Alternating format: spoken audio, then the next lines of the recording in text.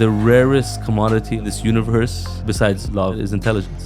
Much rarer than energy. And for the first time, we can manufacture intelligence. And that's when I thought AI would be the future. So I started Applied AI. You do have a rich history, both academia and like work experience. You took a company public in oil and gas industry before you turned 30. And then you started Bing in tech. Where's that coming from? Felt like the two major drivers of the world was finance and oil. So that's why I went into finance initially. And you actually raised at Series C around 42 million. So how is that possible? The whole idea of like go for a big TAM is something that I don't really believe. Go for a very small TAM and win, and then make the market grow. We think that the future of labor has to be changed from time-based to output-based. And that's going to be a massive, massive change. You actually assembled an amazing team together. That begs the next question of mine, that how did you find all of these talents? There was a big talent asymmetry. No company in that industry could hire the engineers we had. And there's a big difference between a good engineer and a medium engineer. Instead of just creating a technology and try to selling that technology to everyone else, you start creating your own company, rather than just selling your AI agent to these big companies. Exactly. And I think we are going to see that a lot. How should enterprises consume AI? And I think that's the $100 trillion question. Let me go to 3 big changes that are very important. One, the question they keep asking is, where do I put AI in my workflow? That's not the right question. It's where do I need to put humans in an AI workflow?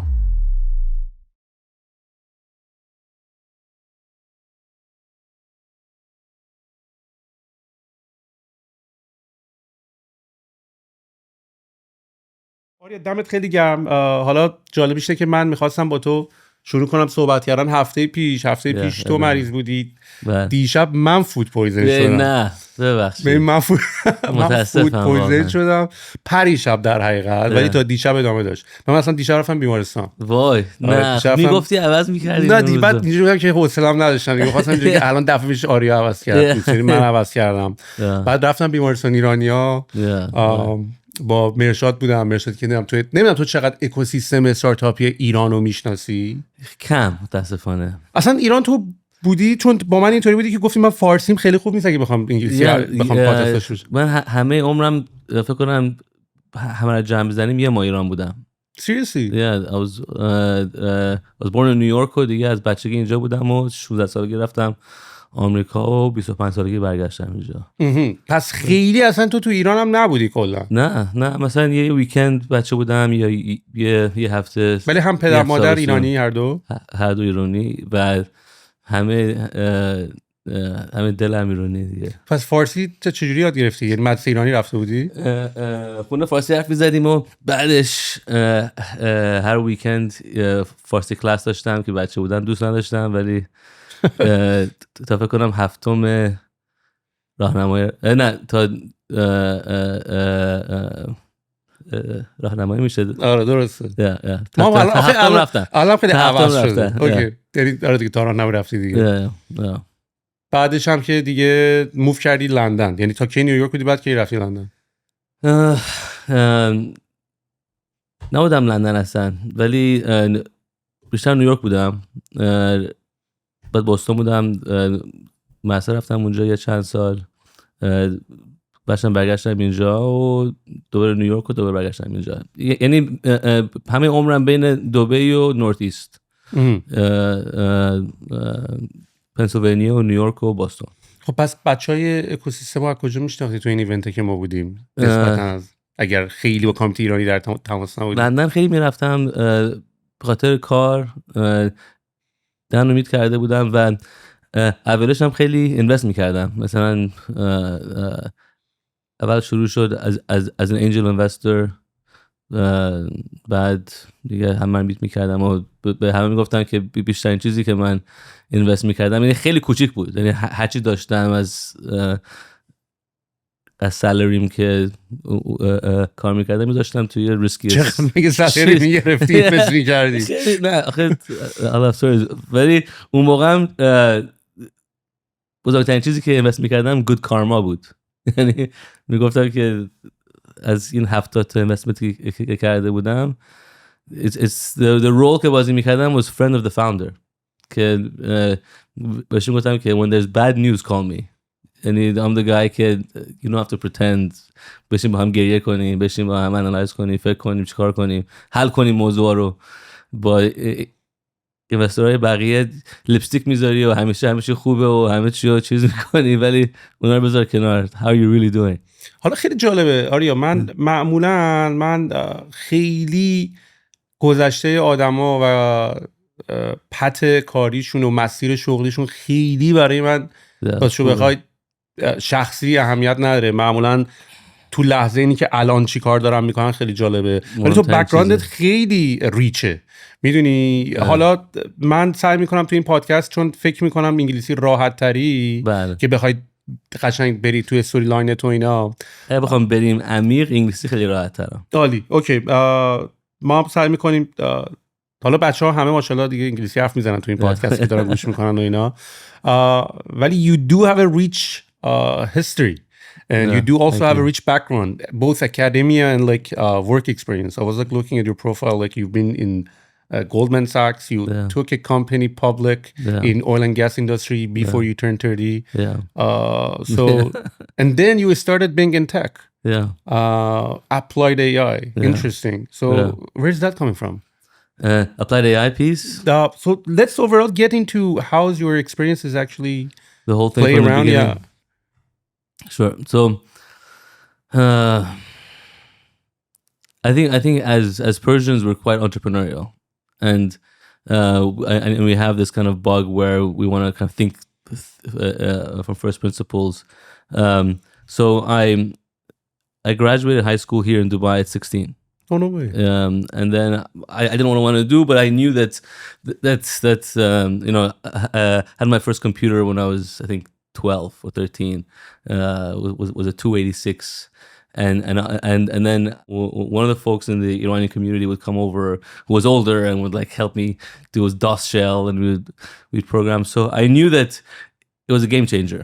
So I applied to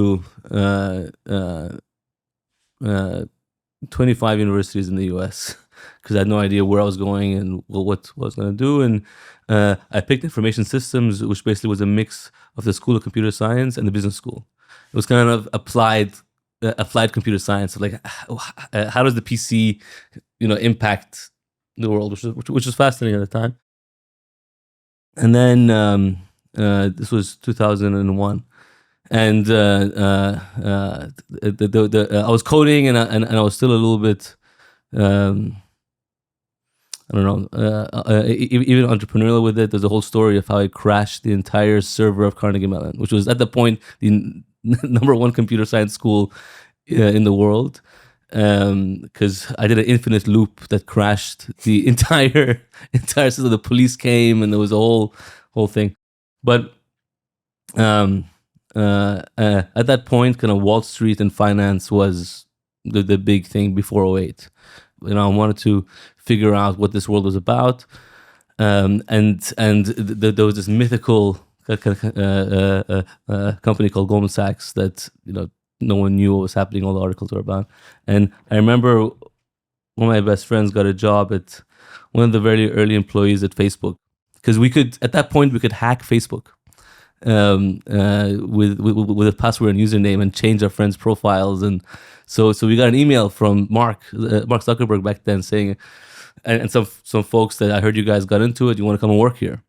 Seriously. So you guys at a time were nerds in terms of like being really techy.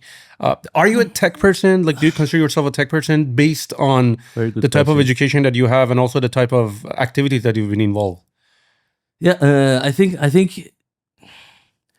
I saw it as a tool and not an end in of itself. So it was like you could do fun things in life with that. So in this example, we would go to guys and girls and change their profiles and message each other. So it was just it was a very powerful means. It was a means of like shaping reality. But you know, 2005 when we graduated, I remember when some friends were on Facebook, I was like, "You want to go work for a website? Like, come to Wall Street. This is where kind of." And I was very wrong, right? When you want to go poke people on a website, like, what are you thinking? So the power of tech hadn't dawned on me yet. The old industry and the old world was still interesting, which was oil and gas and finance. So, and also I felt like at a young age, I grew up in Dubai, and I think a lot of me and my friends, and I'm sure you and your friends, had a whole issue of who are we and our identity, and we were homeless after the revolution, and so there was this search of kind of like understanding the world, and it felt like the two major drivers of a lot of the world was finance and oil. So that's why I went into finance initially, and then after business school, I read The Prize by Jürgen, which is a great book that you should read. How almost all modern history was shaped by hydrocarbons, and if you look at a lot of the wars and a lot of the borders and what happened to, I mean, it was found in Iran in 1902. By Knox Darcy, and if you look at like human productivity for hundreds of thousands of years, it was pretty flat. Like there's only so much you can do with your hands and your legs, and then in the past 120 years, it's been vertical.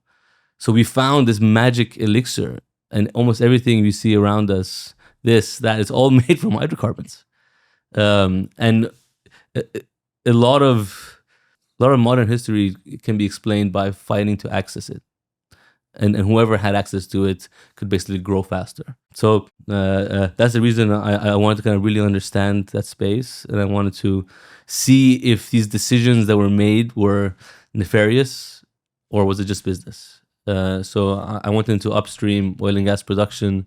There's a whole story there that if you want, we can get through. And then I was in a couple of these rooms. Like we were doing a lot of the upstream production in Iraq after the war, in Kurdistan, and even in Ivory Coast, where a big percentage of the budget of the country was from oil and gas, and it went through civil wars. And what I realized was the majority of these decisions were just who's a better counterparty to pay the things, and it was so I found some peace that it was just business. And then after I kind of exited that. In the meantime, I started doing some investing in tech, and in this period, if you look at the S&P 500, the majority of the companies changed from old school industries like finance, almost all of them, yeah, to tech, right? And we realized that actually the magical elixir of the future of our species, the future of humanity, is not hydrocarbons, it's code, and we're actually like figuring out. And the software is eating the world, but kind of much deeper than that. We're codifying what we do, and that's when the interest in tech kind of started. And then over these investments, I was much more of an angel investor, and I started a small VC fund, and I started seeing the patterns. And these are all my friends who were going through the roller coaster.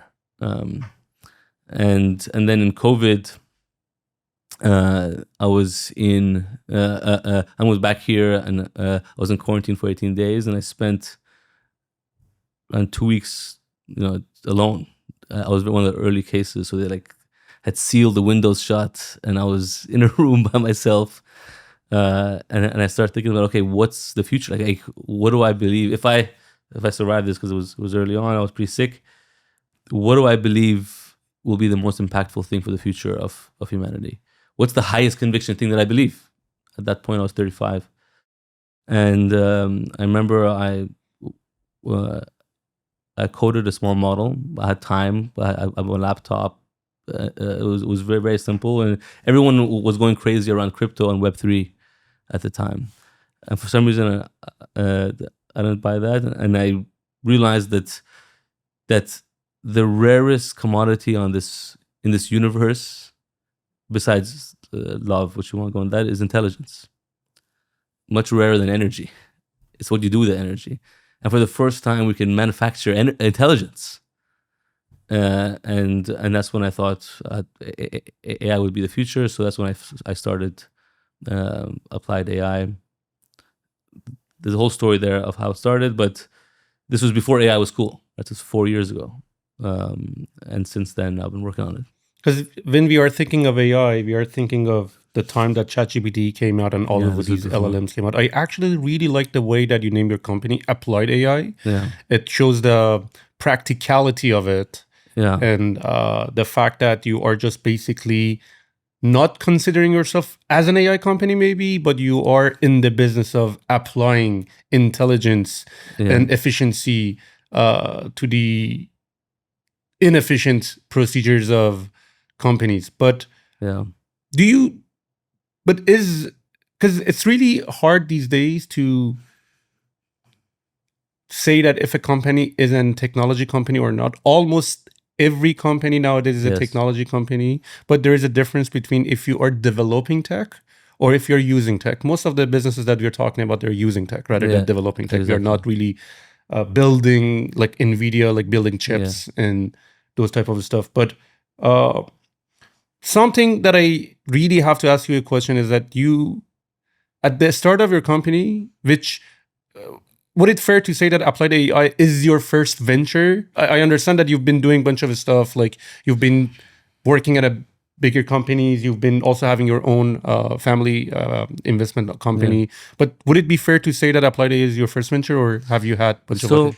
So I'll say it's my fourth kind of initiative that I founded basically from scratch, but it's the first tech venture. The other ones were more private equity, a little bit, where we're doing roll-ups and buying companies, putting them together. But that was still entrepreneurial, in the sense that everything can go wrong, and you're kind of making it up, and you have to fundraise and you have to put things together. But so you guys haven't been a silent investor. You've been really active. Yeah. I know we're always very, very, very active. But this, I would say, is the first real tech venture. So, and not on the Applied AI, because I think this is quite important. We call ourselves the world's most boring AI company, also, as you've seen. But I spent a lot of time thinking about, what happened with electricity, what happened with hydrocarbons, and how do these things actually get applied into our world, right? You can't consume electricity, right? You literally will die, right? Hydrocarbons, if you see it, is like a mud. What are you going to do with it, right? So it's really the applications of electricity, the applications of hydrocarbon that we use. And there have been these companies that have been these converters of a discovery or a shift into usable things. So in the case of electricity, the applications of electricity was GE kind of began thinking about, well, the first thing was a light bulb. And then they invented a word called appliances, right? Which is just the application of electricity. And they started looking for use cases. Okay, one very simple one is it gets hot. So if it gets really, really hot, then it illuminates, and therefore you can have something dark become light. That was a pretty simple use case. But even then, how do you charge for it? What's the business model? What's the pricing around that? That's very complicated, right? And there were massive wars: Tesla, Edison, Westinghouse.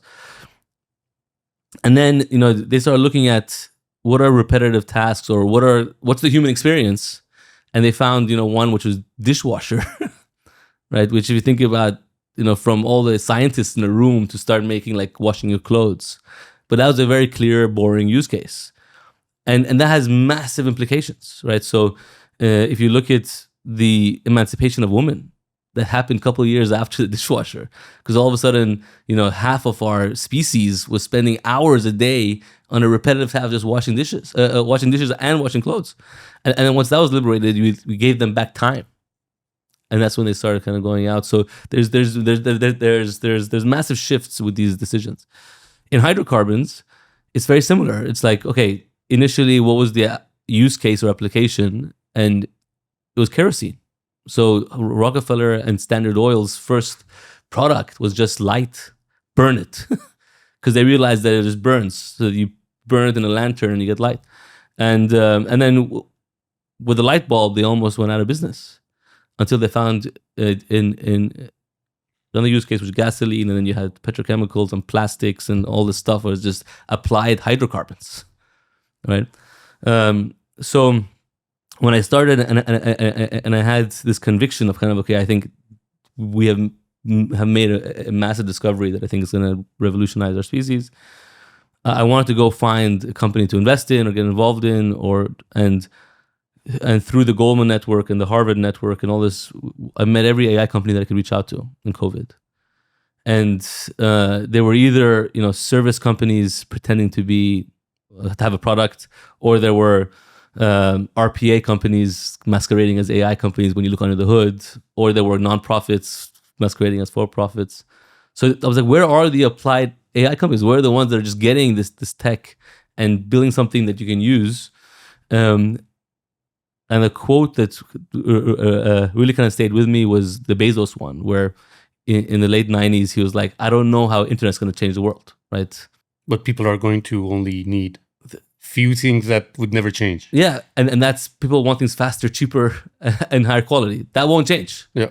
Right? And that's what people consume. So, the world, a very boring company won electricity, which was the dishwasher maker. A very boring company won the internet, which was the bookseller, right? So you went, okay, what's something you can sell cheaper, receive it faster, and have a higher selection of? Books, right? And that was a very clear applied internet use case. So basically, that's the challenge that we started looking at AI in the lens of, okay, what are applications of this where the buyer of it doesn't care if you use AI or not? And also there's also a catch with going with boring ideas, is that you are going to have less competition because those fancy ideas are being looked by everyone almost in every industry, and almost every cool guy wanted to do those very sexy ideas, sexy businesses. So you would have a higher chance of succeeding in these boring ideas. And you also need some sort of a discipline to be really able to get yourself into that kind of ideas.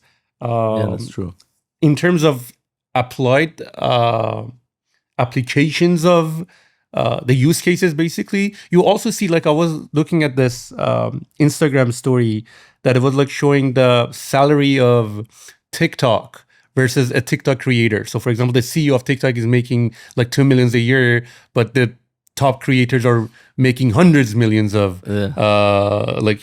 money on the platform, or on YouTube, or even on OnlyFans, and on many platforms that the tool itself might not be making that much of a money, but the applied or the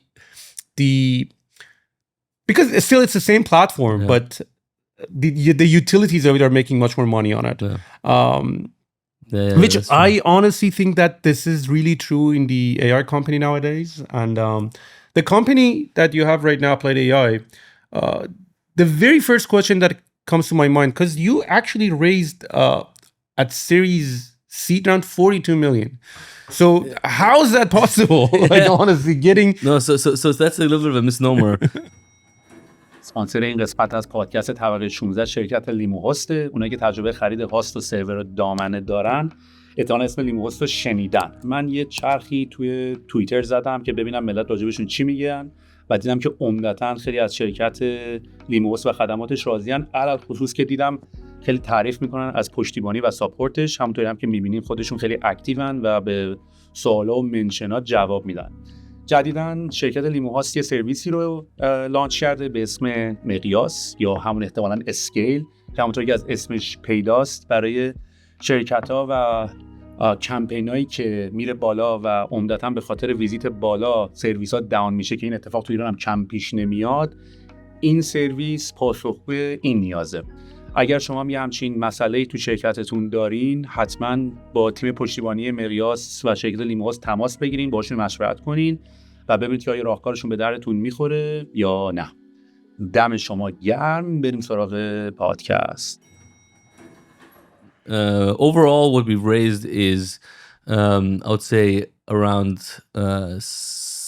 60 million in equity and around $10 million in grants. So overall 70 million. Okay, so the public information is not like that. The public information is more of like you raised total of 97 million. Yeah. So in the Series A with the 42, a bunch of it was notes that were pre-Series A that were converted into the Series A. So kind of the seed round was around 4.2 million. That's how much we raised, and then the pre-Series A round was around 25 million, and then which converted into the Series A of 55 million. That's the kind of story. We are also sharing the same investor. Like Bessemer is also our lead investor. Oh, great! They've been fantastic. Yeah. Who's your partner at Bessemer? Brian Feinstein. Okay, we are with Kent. Kent, yeah. I've been very so.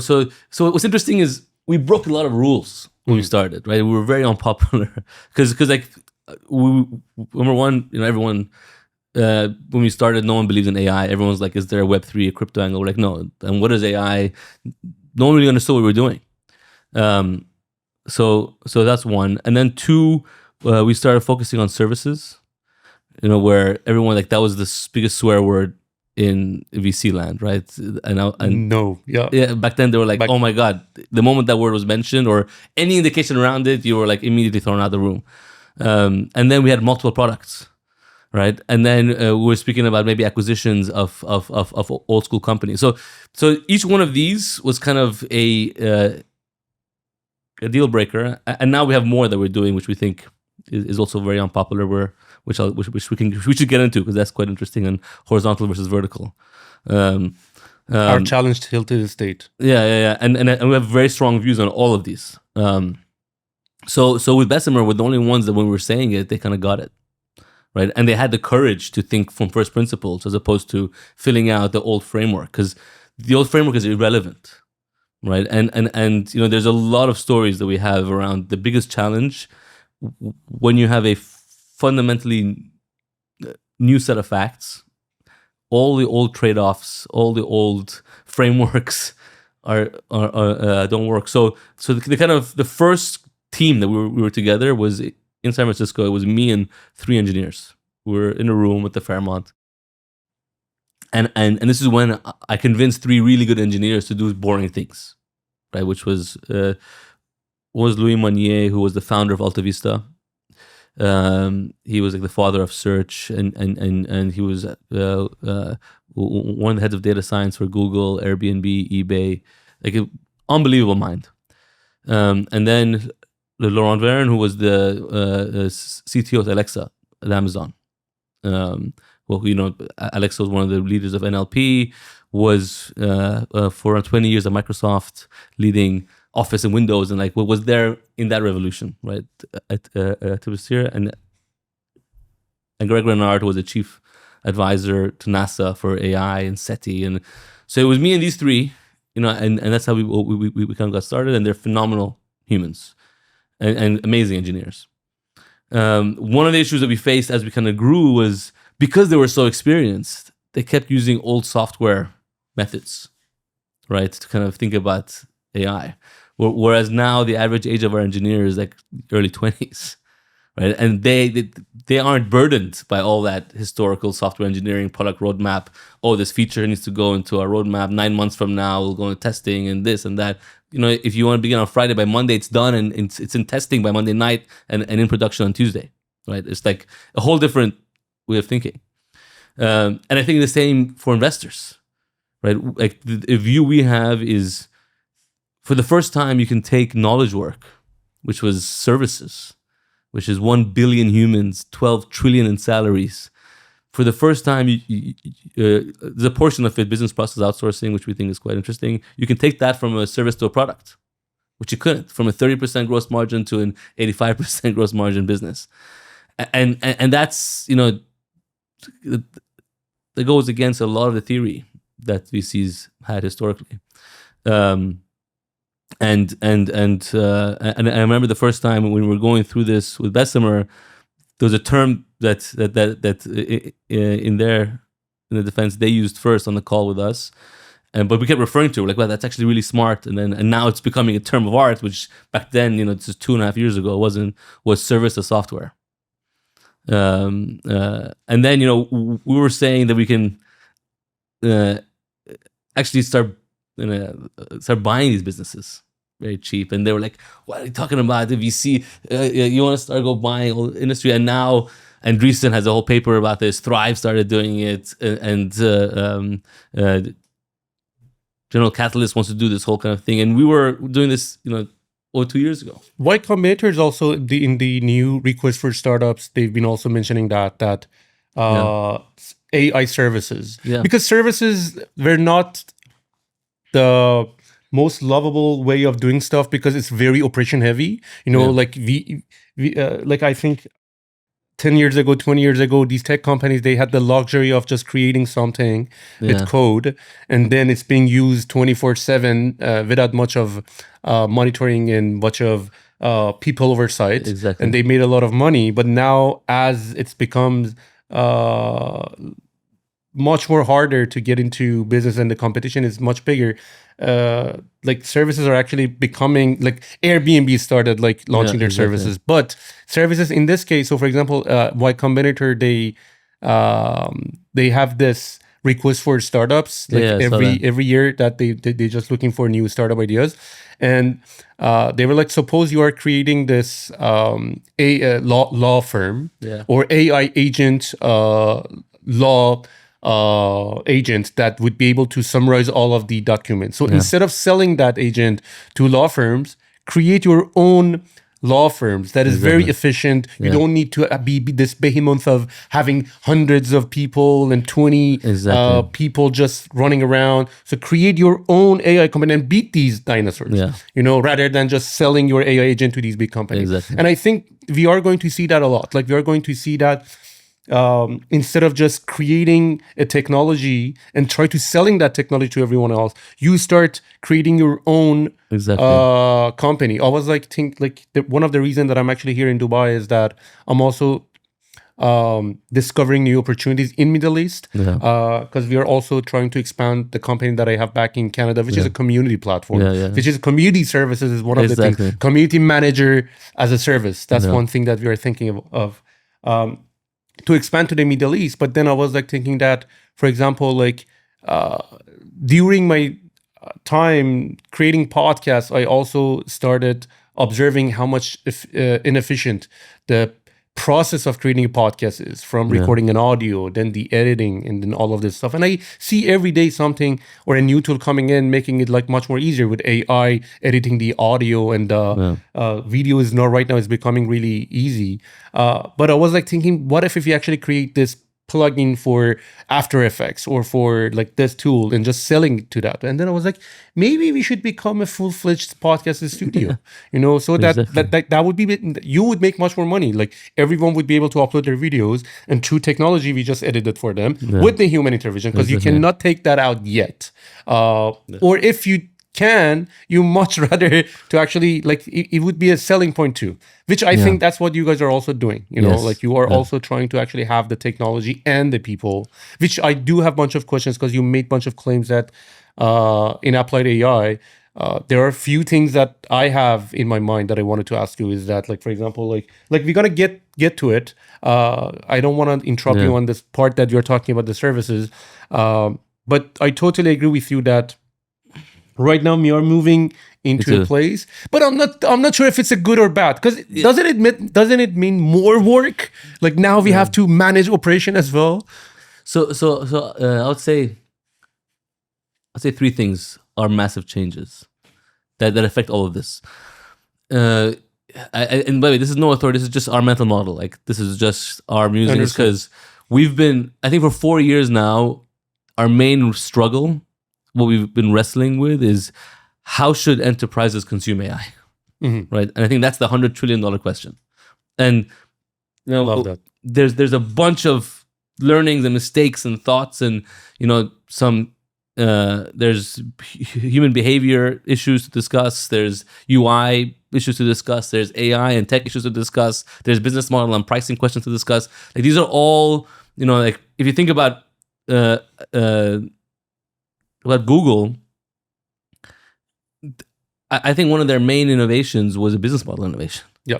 Right. It was not necessarily better tech. It was the cost per click. It was like to charge advertisers by action, which is also the byproduct of our Persians, Solar Camera. And Solar.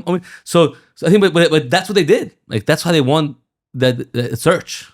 It was not a tech innovation. It was design and business model.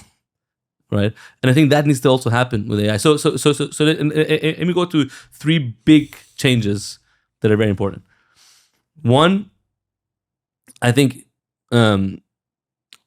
a proxy for technology is percentage of automation in a job, right? So if you think about farming, the first thing we did was a plow or a cow. So now it went from 100% human to 95% human, right? We had an animal or we had a machinery that will do parts of it. And then, with hydrocarbons and oil, we had factories now that's now 50% human, 50% machine. And then, with electricity, that became less and less. And then with SaaS, the parts that were very easy to rules-based automate, that were just simple tasks, we could kind of automate. So I think, the one big question is, will it go 100% automation, 0% human, or will it go 95%, 5%, right? Like, what's the human role going forward? And for that, we have a view. We think the humans will stay in the loop. But we do think that this may be the last major digital transformation trend, because it'll go to 5% human, then 4% human. So there's not much room left in the kind of automation story. And it can be, so our workflows that we create are self-evolving. So as there's better and better LLMs out there, it'll go to 4%, then 3%. As edge cases get coded, you kind of have human, but you still have the human in the loop. We call this supervised automation.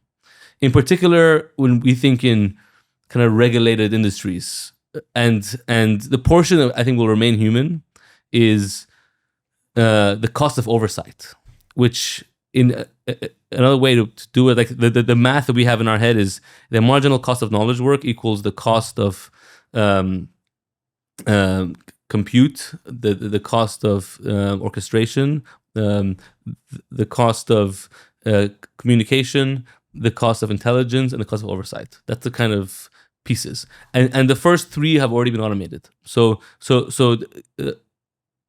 communication was kind of automated with the internet, right? In the 90s.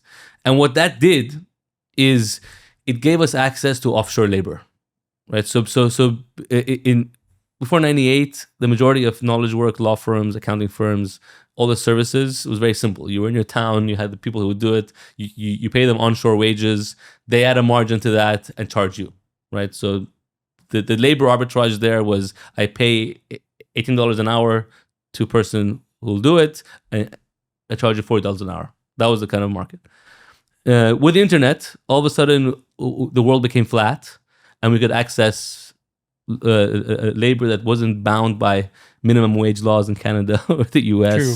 That we could access an hour of man hour for $5 or $3 or $2. Vietnam, Philippines, India. We started kind of going around the world finding, the man hour as the cheapest. And then what that meant is the price we charged onshore in the US and Canada and Europe was less than the cost of onshore labor. So if I had to pay this guy $18 an hour to get this job done, the price in the market will be $15. So you just killed off all these businesses because you couldn't compete. And that gave rise, and this was my first paper, by the way, Carnegie Mellon this was 2003, 2004, was the massive debate. If there were podcasts back then, if we were now in 2003 sitting down here, we'd be discussing, will BPOs end work in America? And that was the debate, I remember. And it was like, is this the end of labor? Because now we're going to outsource offshoring, and should we make it illegal? And this paper basically said this is a singular structural change. And it gave rise to this industry called business process outsourcing, which is now humongous, right? Like, for example, there's hundreds of billion-dollar companies that have been made that just do that. Genpact, Infosys, Wipro, Tata, I mean, you name it. Now, that's just human labor arbitrage. I buy a man hour for $3 and I sell it for $15. We think now with AI, as the cost of compute used to be onshore rigs, cloud, orchestration, RPA, we have orchestrators. But where it used to break out was the cost of intelligence, which is exception handling. And all BPO was, I think, is the best proxy for AI out there, because it was like mechanical Turk automation. You'd prompt, and instead of getting the answer, in the middle of the night, 20 humans will work on it. You sleep, you wake up, and your policy is done or your legal thing is done, right? For the first, so now where we are today is the price of knowledge work will go below the cost of offshore labor. Close to zero. Yeah. In future. Yeah. So basically, so now that whole industry is going to die. And now this is again a singular structural shift. That's a huge opportunity. And you nailed this. Well, is the question, will it go to zero or not? And we think that cost of oversight is who holds the liability. Who do you sue? Insurance companies basically would make a ton of money on that case then. Yeah. So some human signature, because our governments are still run by humans, we will regulate ourselves to relevancy by saying there's a minimum amount of money I will charge you to give you my name to put in the bottom of this form. So if something goes wrong, you can sue me. Interesting. Yeah. And honestly, this is one of the challenges right now that we have that, like, for example, because the oversight also can be done by another model too. You know, like you would be able to say that, okay, for example, like we are doing this process. Review. Yeah.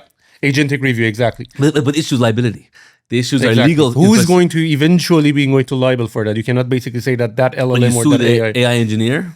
Who are you going to? And I think that's legal reform now. That's going to take a long time. But I still think we don't have the infrastructure to be able to like, what is morality? What is law? Consequences, fines, jail time, like fraud. Like, these are all. Actually, had this debate a few weeks ago on like what is consciousness, which is like what is a human, what is AI, and one metric is the ability to suffer. Yeah, and all liability is giving suffering to somebody who's misbehaving, and AI doesn't have the capacity to experience. But would it be possible that we also make that happen? Because that is basically what the movie Westworld is about. You know, like what is the latest level of making robots truly human? Suffering. By suffering, but make them suffer and give them a memory so that even through that memory they can suffer. So, yeah. And I think, so once you have the pain of consequence, then you can kind of have morality. So that's a whole debate. But I think that's a ways away. And a contrarian view is actually to bring employment back is we will add more regulation to have more humans verify things so they can charge money for it. So the cost of oversight may actually go up.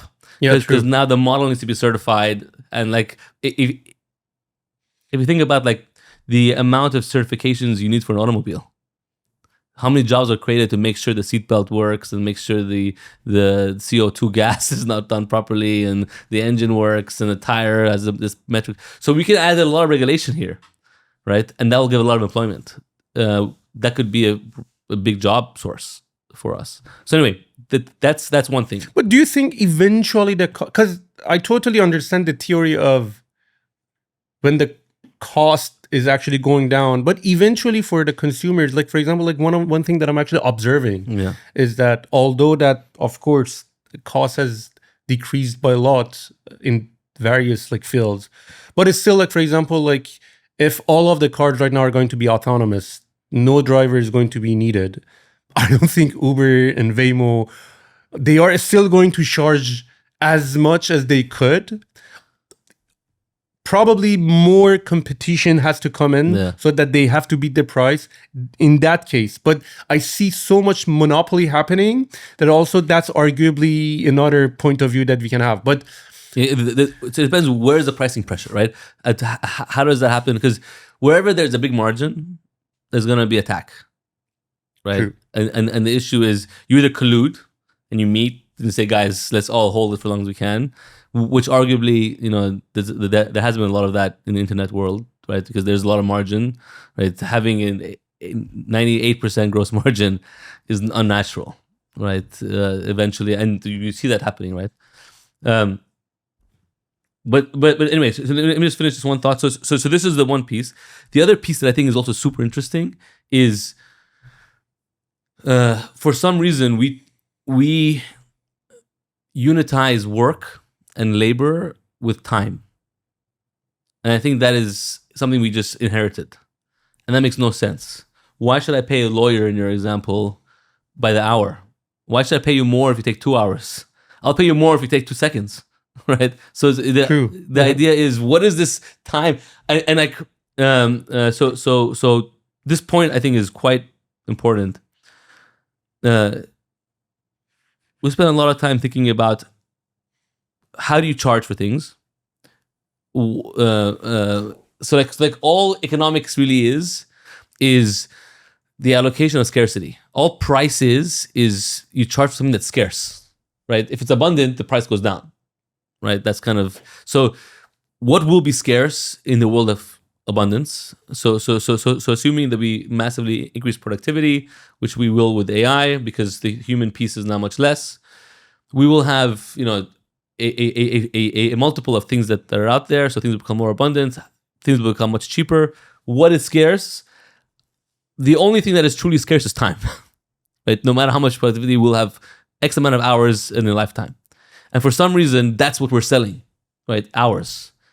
And a lot of the economy of labor is based on hours, whether you're a lawyer getting $1,800 or where you're minimum wage or where you're a doctor. And all knowledge work is this hour arbitrage. Buy a man hour for $2 and sell for that. So anyway, there's a lot of theory we can get into. But we think that the future of labor has to be changed from time-based to output-based, right? And that's going to be a massive, massive change. We saw that with your example with Uber, where we used to pay a driver a salary. And now you're like, well, why am I paying you when I'm not using you? I just want to pay you for my ride. How much is the ride? Right? So it's output-based labor on transport. That's going to happen with almost all services, right? And that's happened with internet, with Google, with advertising. I don't want to pay you for my banner to be there all the time. I want to pay it for when it's clicked, right? So it's almost output-based advertising was Google's big insight. So one thing we're building now is, how do you have human services be charged per job, right? So every time I prompt to do my insurance claim, and there's a huge amount of demand on the insurance companies, banks, pharma companies. These are massive industries that want output-based pricing, but the BPOs have colluded and said, you know what? Because our cost basis is time and hours, we're going to charge by time. So all these contracts are 15 FTEs, you know, for with 8 vacation days, 7 managers, and you pay for their hours, whether you use it or not. They've held on to that margin. So this reunitizing of knowledge work is going to be another massive, massive change. But how much of it do you think is going to be really the way that it should be? So, for example, right now, like, because back in time, like when you were saying that why the cost of a ride is expensive, and the driver would have argued that, like, I had my car being in the. I've been working on my car. I've been like changing my tires. I've learned the roads. Yeah, exactly. So I was in school in the UK for 4 years to learn every road. So the margin was keep going up because of that, and now you are basically pushing all those away. You know, because I'm not paying for any of those. I'm just paying for exactly what I'm getting. It's sort of like, or when I'm actually buying an ice cream, like I'm just paying for the ingredients. Yeah. Or then it also questions and the why. Brand. And the brand, or the arts, for example, like in the art, like why am I paying for the? The material is X the cost. Exactly. So how much of a thing do you think? That's fascinating. I think so. It only applies maybe, but it's a perception of scarcity, right? So it's a perception of scarcity. Yeah. So the art is because it's scarce, and they convince you that this guy's dead, you know. So it's officially scarce, and because art's a very interesting example. You can buy the same piece as a print and have the same viewing pleasure. There's no product difference whatsoever from the consumption of looking at a print of a Monet than an actual Monet, right? And the print's actually easier because you don't have to put all the stuff around it, insurance and blah, blah, blah. Like, the pain is actually much higher of consumption for the original. But the pride of looking at it, the perception of... Because it's scarce, right? And then you're buying that scarcity. So I think the big challenge... You know, we're a fasting generation, and I think this is gonna be figured out what is commoditized and what is not, right? So like on your example again of the Uber driver, I think knowing your way around town in London for a black cab, I remember growing up was like, wow, you say any address, right? And these guys, done. They go there because they spent 4 years studying, and therefore why is it so expensive? Because they did a massive exam and only 20% graduate, and they have to memorize every alleyway in London. And now there's maps. No maps, commodity.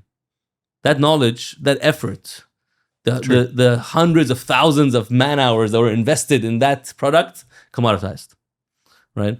So what won't be a commodity now? In the black cab, why people pick that is because if I lose something in a black cab, the guy has integrity. He'll bring it back. That's not a commodity now, right? So he's nice, he's friendly, he's a gentleman, right? These are things that are now becoming valuable, which I'm willing to pay a higher price for because that. So I think thinking about knowledge work and what parts of it will become a commodity.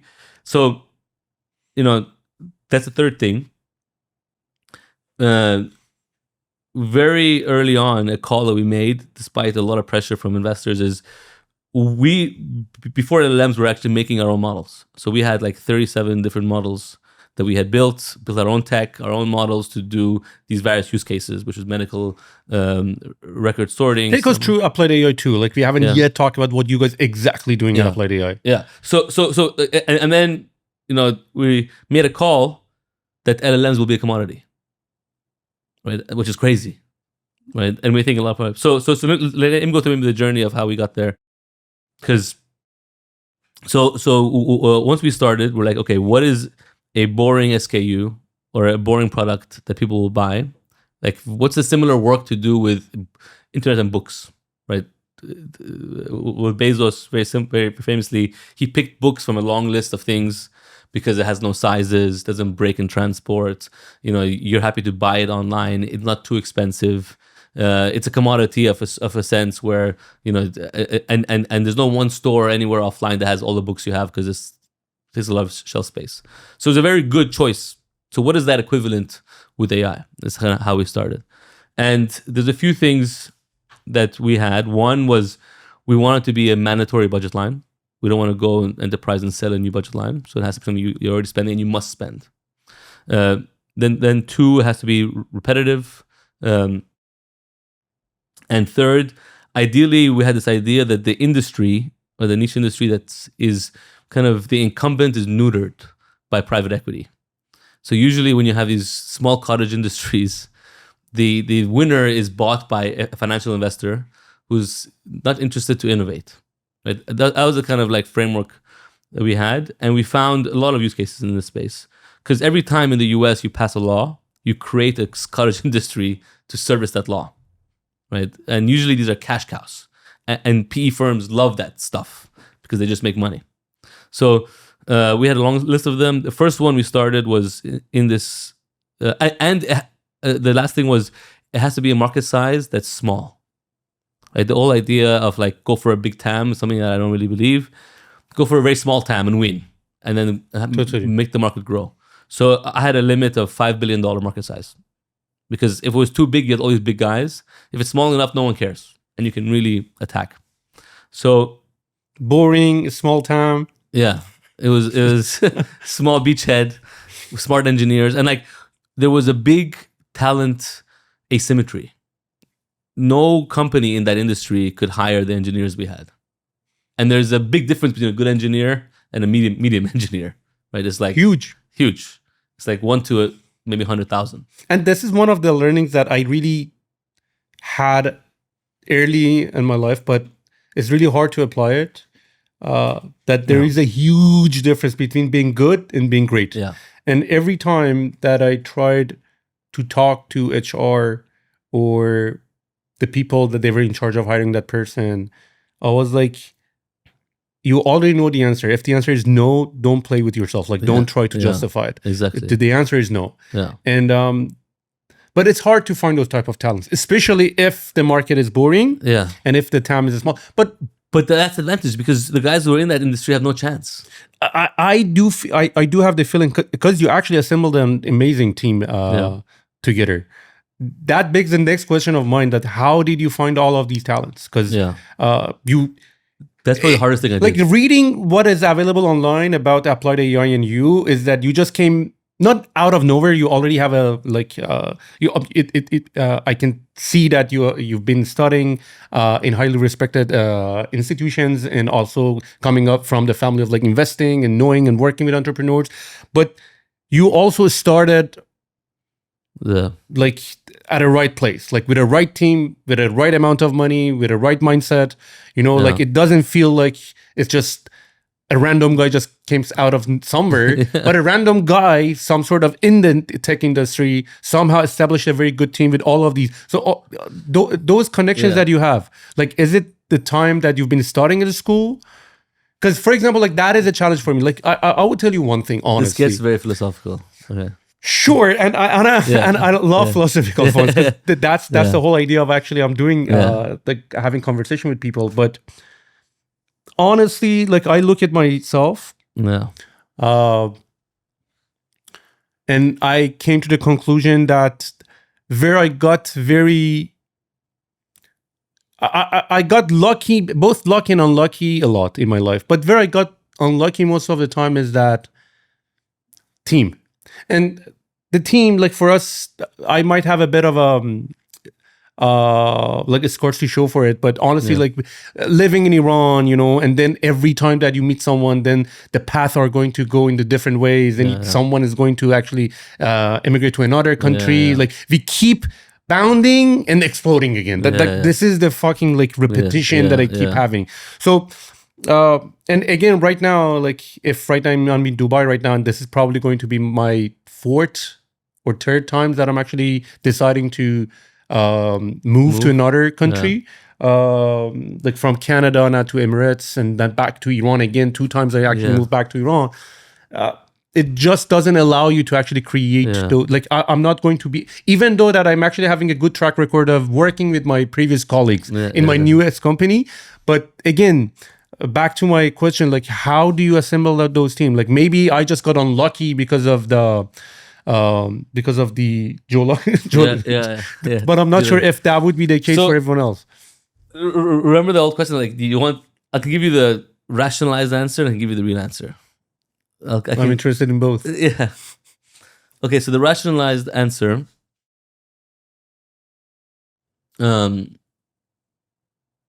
so first of all, I think that was one of the hardest things to do is to find really good talent and get them motivated and have them join. So there's a lot of like tactics. Some have worked, some haven't worked. Like for example, we hire our new guys with hackathons, right? You win hackathon, you're hired, no questions asked. It's a very hard problem.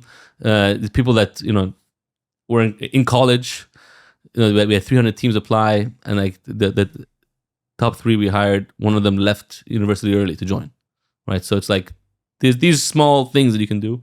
But on the bigger point, I think I have so much respect for you and for entrepreneurs that were in Iran. It's unbelievably difficult. Like I can't even imagine. Like it's so hard to found a company and grow in perfect situations. Yeah, exactly. It's the hardest thing. It's almost impossible, right? It's the hardest thing on the planet. Now imagine you do that in a place where everything else is also changing. Like, I cannot comprehend, and it's so much respect on the things that you have to go through. Like just playing the pricing question is very hard. Now imagine you have to play that plus like the geopolitics of stuff. It's just true. And people leaving and coming and the emotional families and so I have so much respect of like and I think it's like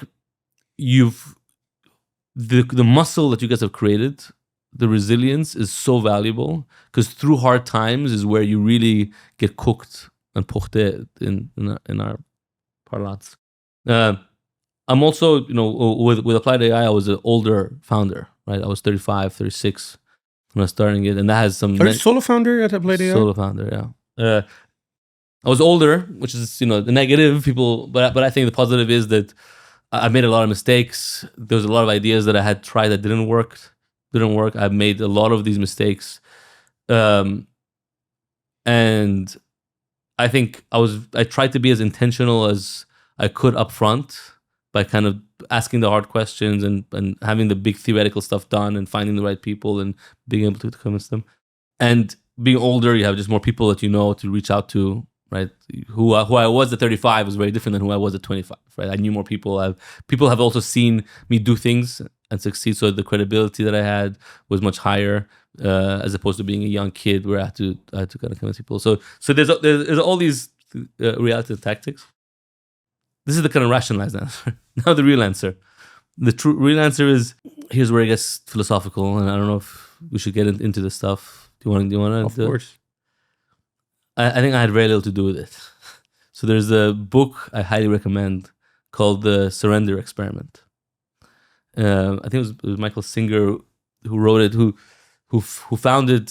I think that's his name. Like I may be wrong about the name, but the book is very good. Where he basically ended up building one of the first healthcare tech listed companies on the NASDAQ.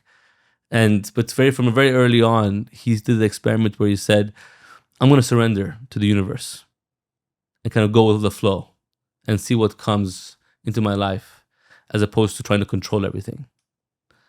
And he goes through his life and he's like, I wanted a lawyer.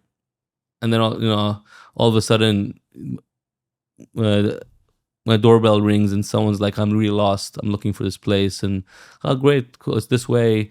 He's like, oh, is it okay if I use your bathroom? Sure, come in. What's your name? Oh, I'm a lawyer. I'm looking for a job, right? And then you're like, wow, the universe sent me somebody. And then you kind of like say, I'll kind of believe and take a chance. It sounds like a very cheesy, wishy-washy answer, but one of the big lessons I learned was, if you try and control everything, you kind of oftentimes it's your ego, and it's so foolish to think that you can wrestle the universe into your will. And when we take a step back and be like, I'm gonna see what comes my way and make the best decision at a time, magic happens sometimes. And I often say this. It was so like the things that worked were things that I didn't plan. Exactly. No, I'm totally get you. And I had so little to do with it. I was almost like sometimes a passenger on the ride, and whatever higher power or whatever. And there's the things that I planned very neatly sometimes mostly didn't work. Things that like I kind of let happen worked, which is humbling. But I think you kind of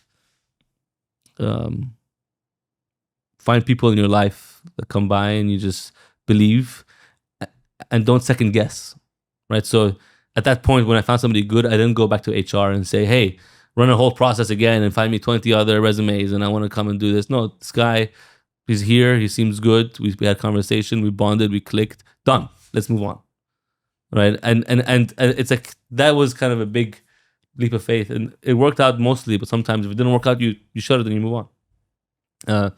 So anyway, we're sidetracked, but let's go into the first use case. So there was this industry called independent medical examinations, which we had found, and every time a health insurance claim in the U.S. is in dispute, by law it has to be adjudicated by an independent medical doctor, right? So if you're, and this is in every single state. So if you're, have a claim you file and it's rejected, you go to court, have a dispute against the insurance company, then they have to assign a physician that's independent to basically assess your medical record. They'll then subpoena every provider you've gone to, every hospital, every lab. They end up with a Frankenstein PDF, 30,000 pages, a ton of pages, and then a physician has to review the medical facts and decide whether the person's actually sick, or can work, cannot work, or what the facts are. Let me pause you here. Would it be fair enough to say that then, when you were looking for an idea to start, you some sort of had, I want to say inside information, but that's a public information, but there is an insight that you have into some specific domains that you could see problems. So, it would be really hard to just go around and look for ideas. Yeah. No. So I had no idea about this particular space. So what I knew is I knew AI would be a game changer. I knew I wanted to start with a very boring use case. I knew I wanted a small TAM. I knew I wanted all these things. And go with enterprises since they have an allocated budget. Yeah, and I knew that kind of enterprises would be the biggest spend in the industry. But then I had no idea where to go. So that's when I started speaking to people, and people started reaching out with AI ideas.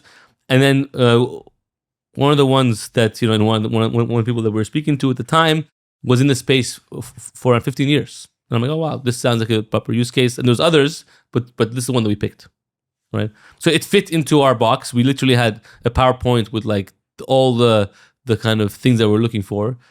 And this fit 80% of them, right? And then we said, let's explore further. But it's almost like I find it actually better to not know about the industry because you look at it from first principles, right? You look at it from fresh eyes. And that was the same. Everything I've done since business school, even in finance, I knew nothing about finance, right? I didn't know when I went to oil and gas, I knew nothing about oil and gas. On my next thing, healthcare, I knew nothing about healthcare. But because you're like that, you ask the question like, why that doesn't make sense, right? But being able to have the confidence to ask the question and not be like, oh, I don't understand, therefore I'm stupid. It's no, I don't understand because it doesn't make sense. I think that's the biggest thing. That's the biggest kind of, I think, biggest trait of an entrepreneur is relying on that intuition of being like, I don't understand it, doesn't mean I'm stupid. I don't understand it because what you're telling me is stupid. And that's a very hard thing to cross over and be like, no, that doesn't make sense. Explain it to me again. Explain it to me again. No, that's wrong. Let's change it. Like that kind of. So anyway, we started with that use case where how it works is there's no doctor that can consume that PDF. They send it to India with the BPO to get sorted and summarized. And then India charges 18 to 36 cents per page, takes around 48 hours, and is around 90% accurate when it comes back after you have the PDF. Fully manual through humans. Yeah, fully manual through humans. They sort, they summarize, then goes to the physician. Physician reads the summary, adds their name and signature, and it's submitted. This is a $3 to $4 billion industry in the US. And I'm like, this is perfect. This is a very vertical kind of use case to begin. Now, how did you find that? Like, how did you start looking for these ideas? Yeah, so at the time I was speaking to a lot of people and people give me ideas and there was a lot of them on the table, but this is one that we said, that makes sense. Let's proceed with this. Because also what I liked insurance in particular was all insurance is words, PDFs, and transfers, right? That's it. And it's like a huge part, and it's so inefficient. It's just administration. It's like, yeah, true. Right? It's just words, and you pay for words, and then you receive money and you send money. So it was a great NLP use case because back then NLP was kind of the word for AI, and we had a lot of NLP engineers. So I wanted something with PDFs, and I wanted something in insurance, and I wanted something with these characteristics. And it's very repetitive, right? I think at that point there was like 5 billion pages a day that would go to India. 5 billion pages a month out of the US. And I was sleepy, right? And the two biggest owners in that industry were owned by PE firms, right? That it had a long tail of small players and two big gorillas. They were owned by major PE firms who were in year 4, year 5 of their horizon, who were not innovating. And whoever was getting big, they would buy into a roll-up and it went public, right? So it was like a really good industry to disrupt. So we built our own models. It was actually very difficult. We were in San Francisco. We had a boundary model. So to be able to sort a PDF of medical records, you have to know where one section ends and one begins. It's very difficult to do. You have to know, for example, this is the end of the physician's report. This is the beginning of the therapist's report. So, but did you mention that this is before ChatGPT? Yeah, way before. This was 2021. So how were you thinking of the technology at the time? We're building our own models. Foundation models?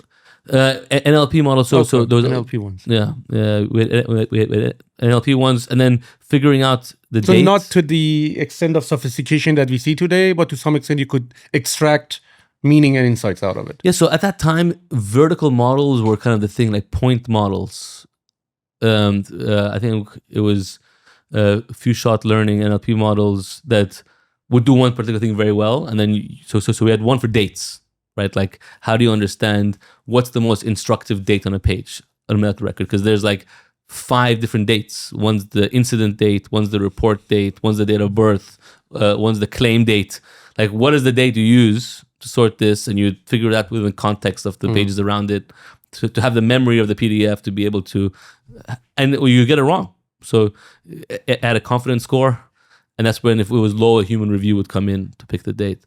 So there are all these models that we kind of stack together to build this vertical product, which is, and the user experience before was you forward an email to India in your Gmail or Outlook, and then you wait. And then if there's late in 2 days, you email them, hey, where's my file? And then say, oh, sorry, it's coming. And then it comes back in a PDF. So we had to upload, you see the progress. And it was a whole thing of, we charged 5 to 15 cents a page. So we were less than half the price. We did it in 6 hours. So we were, less than half the time. And our accuracy rate was 98%. So it was the faster, cheaper, more accurate. Where in the sales meeting, it was like, this is what you're doing every single day.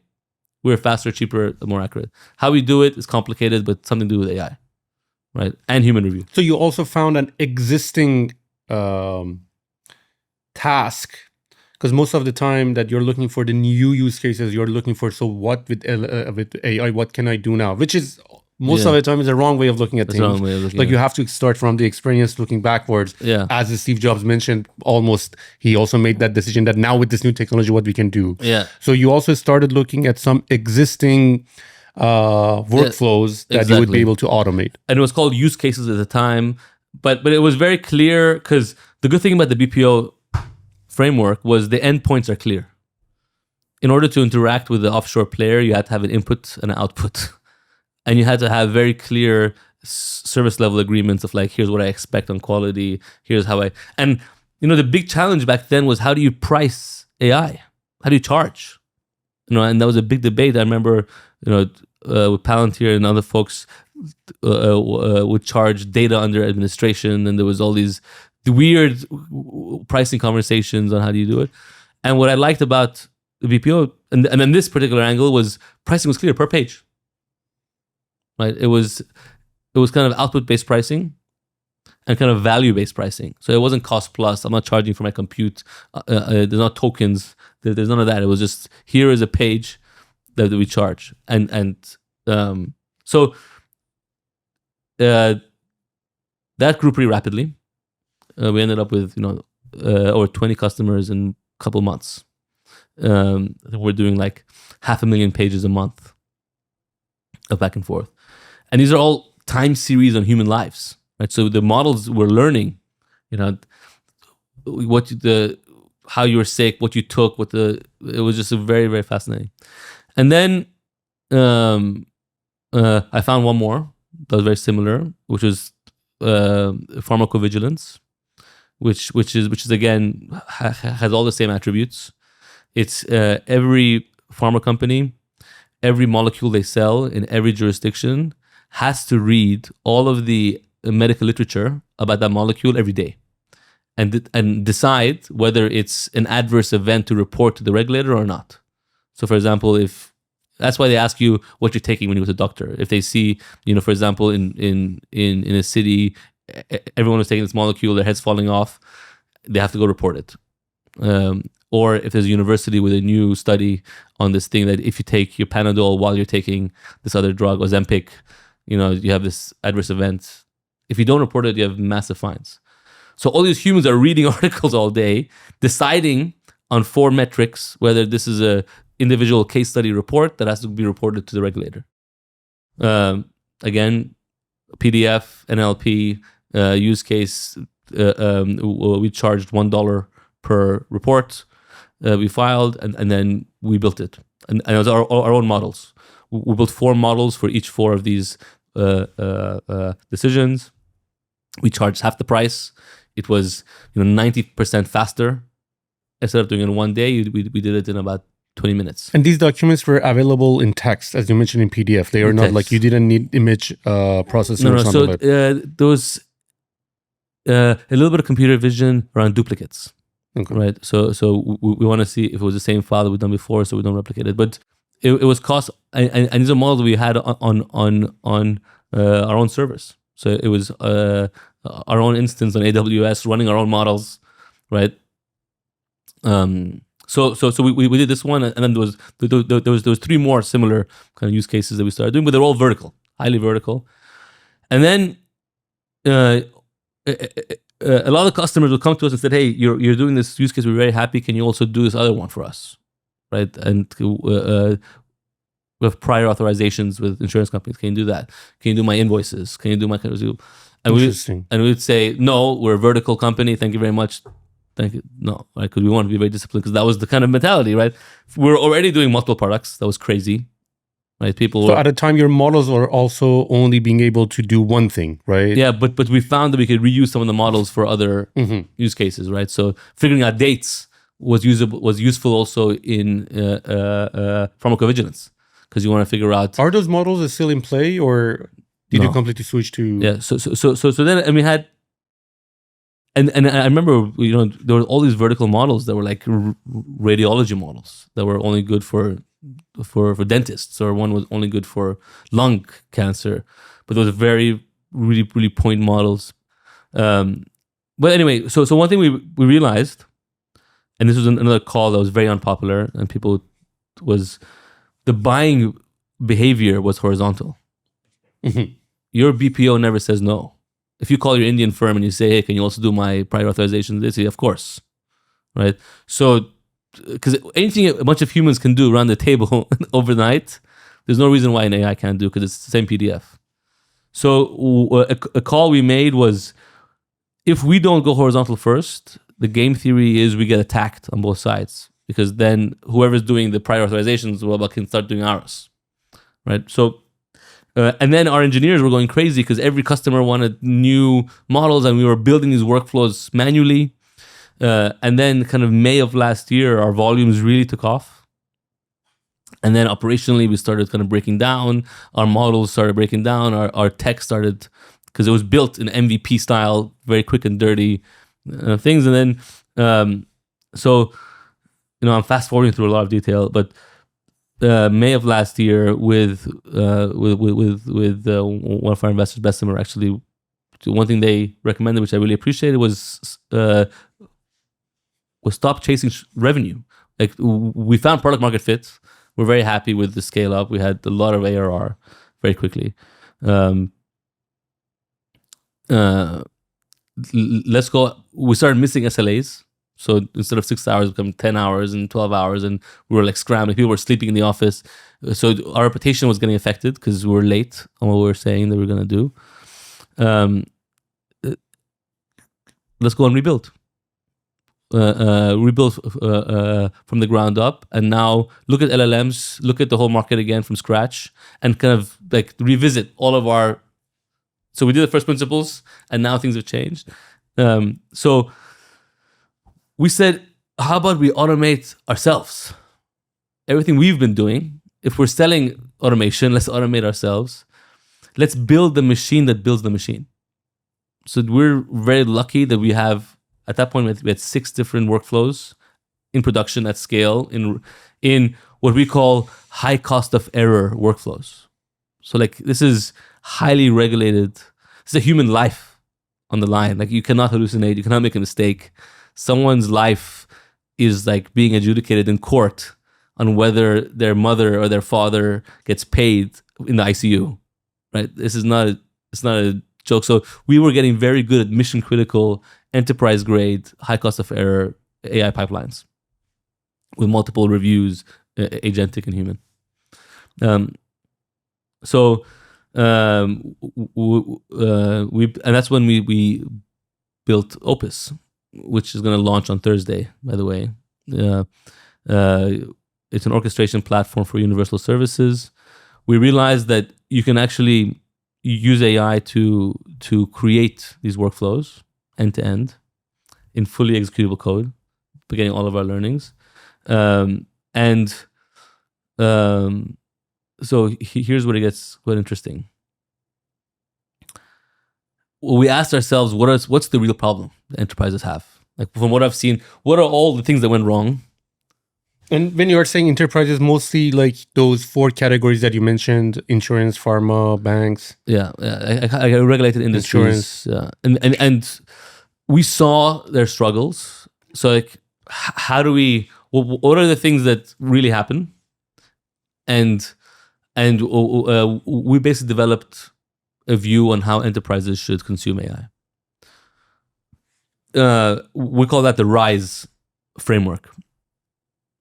The hidden, so one hidden CapEx cost that enterprises don't realize is not business process outsourcing, is business process re-engineering.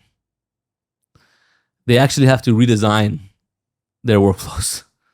Because the question they keep asking is, where do I put AI in my workflow?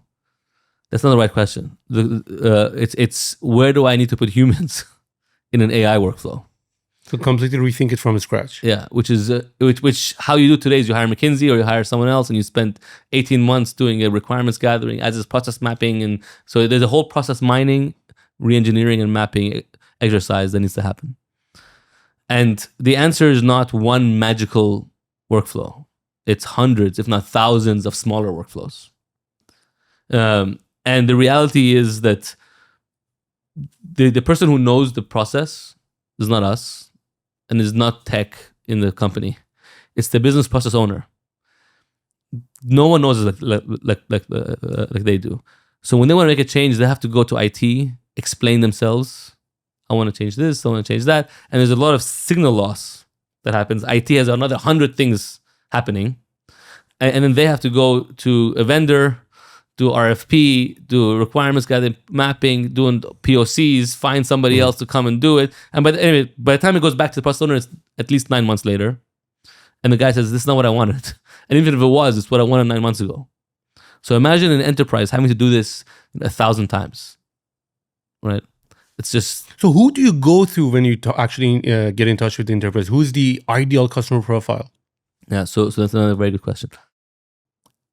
So that's one reality. The other reality is this question, is there's a big principal agent problem where, we call this part of it, I said, is rewiring your enterprise. You got to rewire.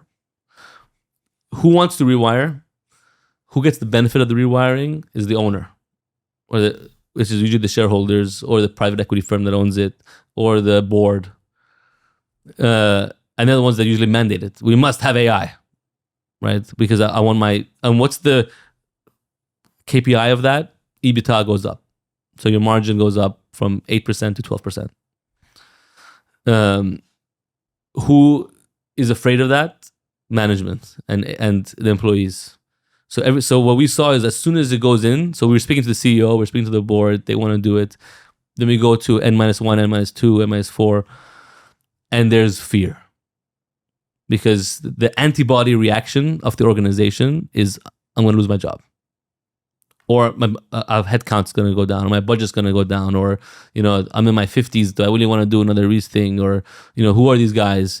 So the amount of very intelligent sabotage is quite impressive. They find ways to upload false information to show the AI doesn't work. They manufacture the reports that are wrong. They change documents. And I understand. It reminds me what is happening actually within our own company. Like early days of AI, when we were just like promoting AI, most of the engineers, I'm not saying that they were trying to defend themselves, but they were not welcoming of it. They were not like... And it's human nature. Yeah, we were we were so excited about it. I was like, guys, I know it's not there yet, but you can see it's going to be there very soon. I didn't quite understand why they don't share the same excitement as I have. Yeah. People are hesitant to change, but also it's like their livelihood, right? And it's like, it's scary. And also it feels like another management... BS, bullshit, like, something else coming down the pipe. But like, this is real, right? This is like, you will die as a company if you don't do this. It's like, it's existential. So and then there's a lot of frustration at the CEO level and even more at the board level, because they're like, the CEO, I told you, where's your progress? How do you measure it? What's the ROI? Legal is worried about how is it using your training? HR is worried about, what does that mean for my headcount? All of this politics starts happening, right? Which is another issue. So, and then they're asking the wrong question. So this is where we think this RISE framework brings in all those issues. Making sure IT is not your enemy, business. So with the R, which is redesign, we think a way forward is you empower a decentralized system of business process owners to build their own workflows and iterate very quickly and collapse design time to minutes. And that's what Opus built, where you can go from within the policies. So you put up all your policies, it's IT, you have the sandbox, and then each process owner can build their own workflow. A non-technical business owner can build, visualize, edit, run, and be basically, hit their marks within a week or two. Right? That's very, very powerful. So that's the R. Then the I in RISE is for integrate, where one dirty secret is that SaaS, I think so to give credit where it's due, one of my friends, Joe Lonsdale, says this, where he was a big SaaS investor. He says, on most metrics, the SaaS revolution did not increase productivity. So a big... I can tell, yeah. It actually makes more work. Yeah. So the a critique against the tech revolution from the outside is you made all this money. Where is the increase in productivity numbers? It's not there. And one other thing that SaaS did, this is now back to us, is it unbundled work to point solutions, to vertical point solutions. So, for example, this major bank that we're speaking to, as a customer now, we're onboarding them, has 2,200 point solutions, like software vendors. Can you imagine how all these databases, that's why it's so slow. You open your app to use the banking app and it goes to hundreds of different software vendors selling small payroll goes here, then this goes there, then KYC goes here, then AML goes there. It created this world of super verticalized software stacks, which makes no sense from a user and enterprise consumption. It needs to be rebundled into just get my insurance claim done. Like, I don't care if it has to go to legal and HR, then finance and that. Just get it done, right? So we think integrate's a very key thing, where this orchestration layer of Opus will integrate with every single point solution, even if they don't have an API, because it'll use the operator from OpenAI and just pretend it's a human, go in and out. So that's integrate. The S is for supervise, where the human is still in control, where you put where you want the human checks to be, where it's fully auditable, and you have this confidence that the humans are still in control. But humans only do the protein, not the carbs.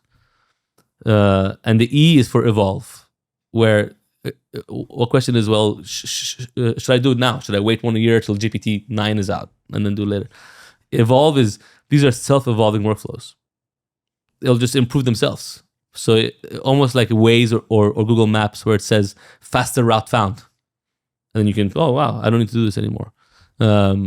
Is thing. And just to give you one very quick example of how important the R is, with our first use case, independent medical examinations, the majority of the time and man hours spent was on reorganizing the PDF. Right, so probably between $2 and $3 billion were spent a year on just organizing to be able to summarize it, because all the workflows are built for the human limitations. You can't summarize something that's not organized. So when we put it into Opus, it said you don't need to reorganize. Just summarize it, because the reordering was only for humans to be able to summarize. Yep. So no one thinks like that, right? So we just saved the entire industry $2.5 billion because now you summarize it and it went from 6 hours to 6 minutes. So it completely re-engineered, what you need to do. It's interesting. And that's also one of the observation that I also myself had, that when you are trying to re-engineer a process that already in play, some of those steps are actually can be totally removed from the whole process. And eventually you're probably not even going to need an interface because you are actually taking the human out eventually. Yeah. The question that comes to my mind, Arya, is that I understand the technology, I understand what you guys are doing. We are, as you mentioned yourself, we are in an era that most of these technologies are becoming commoditized. Maybe at some point in time, one of the IP that you had was those models that you internally developed. Right now, what is the moat? Very, very good question. So we had to make the hard calls of like throwing IP away when it's not needed. So was it a hard decision since you probably spent enough time and money on developing those models? Yeah. And another hard decision was we had to restructure our engineering team and let go of the famous experienced engineers. That was a hard decision. Everyone loved that. Valuations loved that. Amazing resumes, but it was actually a liability. Experience is a liability. These old models were a liability. Exactly. Experience is liability. Yeah. And those are hard decisions, right? Like, it was not easy. The moat is something that I spend a lot of time thinking about. Distribution and design. I think. So one thing that's fascinating is that the Wiz acquisition was pretty much a commodity of a cybersecurity product, right? Like between different cloud providers. But when they asked a lot of the backend folks, why do you use this? Because it's better designed, right? So I think UI, UX, usability, rebundling is like, we spent a lot of time and money on design. We do a lot of user research interviews. We do eyeball try, like having a really enterprise grade usable design. And then I think what was hard about workflow generation, which is one of the R piece I told you about, is the majority of workflows that exist in the world or business processes are oral traditions and tribal knowledge. So they aren't written down anywhere. So like if you ask an LLM right now, no matter how good it is, GPT-25, what is your grandmother's ghormeh sabzi recipe? It won't know. No matter how much compute we throw at it, it won't know. Because that's an oral tradition. That's not said anywhere. A lot of these workflows are like that because they're IP in people's heads that they believe are their livelihoods. Why would I share that? And even if I share it, I'll share you a wrong version. If your grandmother wanted to share that online, she'd probably put some mistake in there so nobody can make it as good as she can. So one thing we spend a lot of money and time on for our moat is what we call the work knowledge graph. And this is where it gets a little bit crazy. An insight we had is the number of workflows that exist are finite. It's crazy. Human work is finite. The number of ways, almost the same way how Google thought the number of websites are finite or books are finite to Amazon. And we estimate it to be around 2.5 million workflows exist. And we've started mapping it. So we've done huge amounts of crowdsourcing interviews where we basically have a vector database where we now have a work knowledge graph of, I think we're now at around 1.1 million already, of embeddings, points of every single workflow in these industries. By the end of the year, I think we'll be around 1.8 million. This was very expensive to build and took a lot of time, but we use that with GRAG to basically generate these workflows that are pretty accurate. to what they do. And there was a study university in Germany has done on Generation versus Anthropic, O3, Gemini. We ended up outperforming them in a very material way. For the specific use cases. For workflow generation. Mm-hmm. And to be fair to them, they aren't really trained on workflows. Because, so the same way they predict the next letter in a word, we predict the next action in a workflow. So we think our moat is that work knowledge graph, where it's very, very hard to actually build. It doesn't exist anywhere. It's like a million conversations. So I think you would be raising more funds to maybe acquiring a company like Innate-In or Make.com to create workflows for humans then. But then you would be able to start replacing that or making it efficient for humans.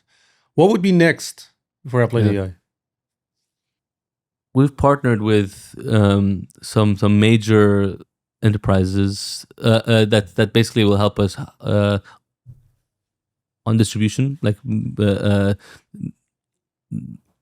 top 1 or 2 consulting firms in the world that are the ones that basically enterprises go to. But you also have like investors like Palantir. Are those companies happen to be clients too? Yes. Okay. Yeah, I mean, we'll work with them pretty closely. So we think helping enterprises really rewire within. So like you can't use a lot of these platforms for enterprises. Right? There's a huge amount of work around security, compliance, usability that I think we've built. So I think what's next is to really empower the enterprise to build their own workflows at scale. And one thing that we really recommend is do not buy a fish. This is so important for the future of your company, no matter how big you are, that you have to learn how to fish. And with Opus, what we think is we can build that for you pretty quickly to be able to empower your process owner. Nobody knows your business like you do, and nobody knows a process like somebody in your company does. Empower them to be able to help themselves within an approved sandbox of compliance. So our goal is what's next is to go to as many enterprises as we can to see how they use this. We're very early in our journey. We're still Series A company. And in the next year, we're going live with a bunch of Fortune 100 firms. And who knows what's going to happen. Arya, one of the things that I hate about booking in a studio is that the time is limited. It's an amazing talk. I learned a lot. You made me think of a bunch of activities that I should be also running within my own company. We are also working with enterprises. Okay. We should speak about things that we can do together. Yeah, definitely. I would love to. And I want to learn more about DeadPixel. Yeah. So DeadPixel is relatively new, which is happening in Dubai, which is more of an experimental thing that I'm actually doing. The company that I've been busy with for the past 7 years is BetterMode. Which till to this date, that's where my most of my focus is. 100% of my focus actually. Right now, it's actually at 80% since I'm actually focusing on the DeadPixel. And the DeadPixel is also at the serve of BetterMode. I am trying to explore the next thing. Because I don't look at BetterMode as more of like a company. I look at it as a team. There is a team. There's an infrastructure. Exactly. So what would be the next? I'm not considering myself as an opportunist to look for the next big thing. But we are in a community business, which is completely being rethought about what a community is. Because people are no longer online talking to each other, asking for each other. They are not reporting bugs. They are not writing documentation like the old days. So everything is being changed. We've been in an era of Reddit and all these type of stuff where you had to browse like Yeah. I'm not sure if you're going to have humans browsing that Yeah. much or web surfing that much. Yeah. So that's where I'm actually rethinking That's very true. how actually, the how the next, like how the human behavior is going to eventually be with the internet. The value of things that are crowdsourced Exactly. Yeah. are all good. And every time I came to the conclusion that, and I am someone who's started my, like I'm more of into product. yeah. I keep removing product because I keep seeing agents or working with agents, you know. So I think where humans will reside is the beginning at the end, the alpha and the omega, the prompt, the spark. What do you want? It's like intention is all you need, not attention, which is an internal joke. And the last is supervision, interesting. Yeah. which is regulation. So And these two things. Last thing that I'm also, and you also mentioned, so through my research, I came to the conclusion that, as you mentioned, what is the moat? I also came to the same conclusion that the moat is distribution.